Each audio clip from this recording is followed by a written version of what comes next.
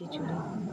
আজকে তোমাদের গোবিন্দভোগ চালের খিচুড়ি শেখাবো। পনির, মটরশুঁটি, এলাচ, দারচিনি, লবঙ্গ, শুকনো লঙ্কা, জিরে, আদা, আলু, টমেটো, কাঁচা লঙ্কা, ঘি, পনির, আতপ চাল আর মুগের ডাল।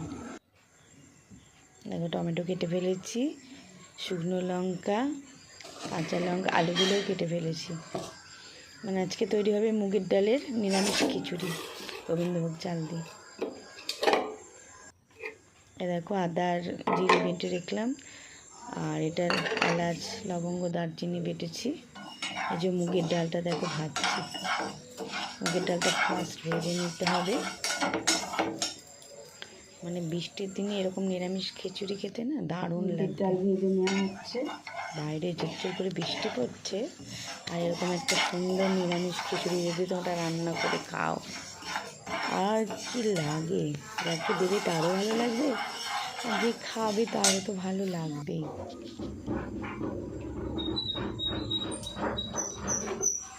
রান্নার পদ্ধতিটা আমি যেভাবে রান্না করি তোমাদের সঙ্গে একটু শেয়ার করছি, দেখো তোমাদের ভালো লাগে নাকি, করে রান্না করে দেখো। এই যে পনিরটা নুন আর লঙ্কা মাখিয়ে রেখে হালকা করে নুন আর হলুদ মাখিয়ে হালকা করে ফ্রাই করে নিচ্ছি।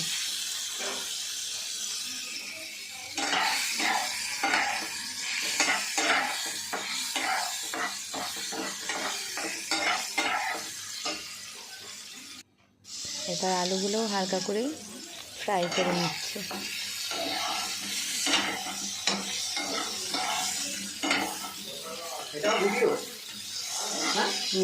এই নিরামিষ খিচুড়ি ভীষণ ভালো লাগে, সঙ্গে যদি পাঁপড় ভাজা থাকে, আর অবিরত বাইরে যদি বৃষ্টি পড়তে থাকে তাহলে তো আরও সুন্দর, কথাই নেই। একটু প্রেশার কুকারে করছি আজকে খিচুড়িটা, দেখো তোমরা দেখতে থাকো।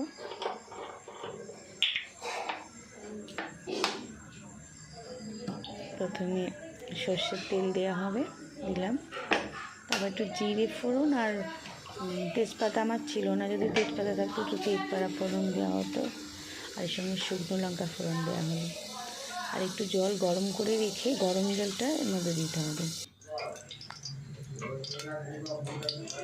জিরে ফোড়ন দেওয়া হলো, আর শুকনো লঙ্কা ফোড়ন।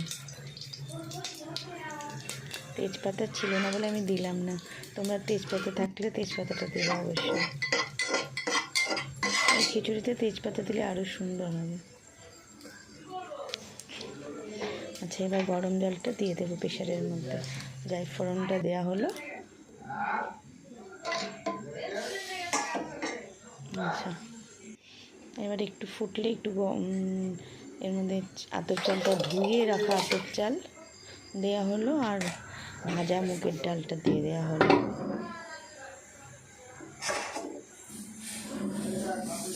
এই যে দেখছো ভাজা মুগের ডাল, এটা আগে ভেজে রেখেছিলাম। এবার এর মধ্যে আলু ভেজে রাখা আলু দিয়ে দিলাম,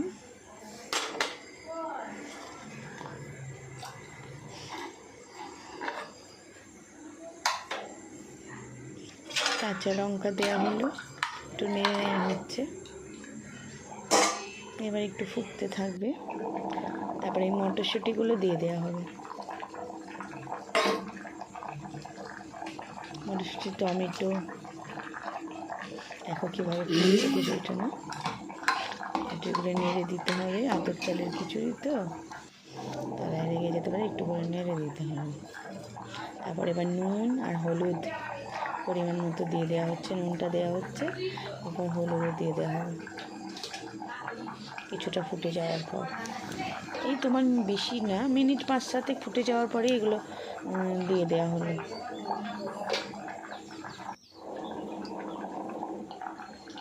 এটা আদা জিরে বাটা,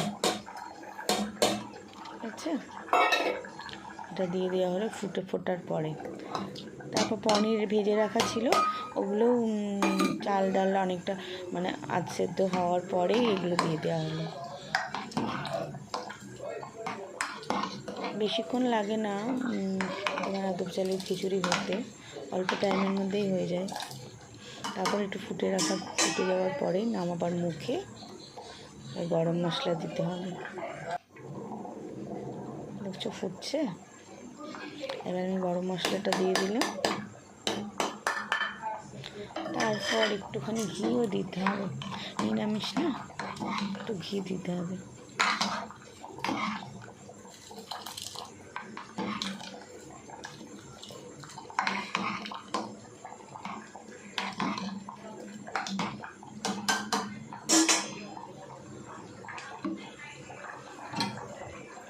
নামাবার আগে কিছুটা হওয়ার মুখে, এটা হওয়ার মানে একদম শেষ পর্যায়ে যেটা বলে। এবার একটু ঘি দিয়ে দিলাম, ঘি দিয়ে এবার গ্যাসটা অফ করে দেবো। খিচুড়ি আমার রেডি। দেখো নিরামিষ খিচুড়ি, একদম আমার পদ্ধতিতে তৈরি নিরামিষ খিচুড়ি। এবার এর সঙ্গে পাঁপড় ভাজা হলে আর তো কিছু চাই না, তাহলে চট করে পাঁপড়টা ভেজে নিলাম।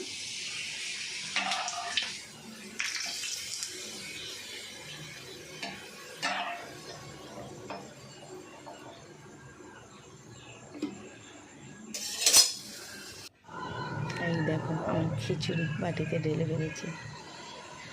কেমন হয়েছে বন্ধুরা জানিও, তার সঙ্গে পাঁপড় ভাজা। নিরামিষ খিচুড়ি।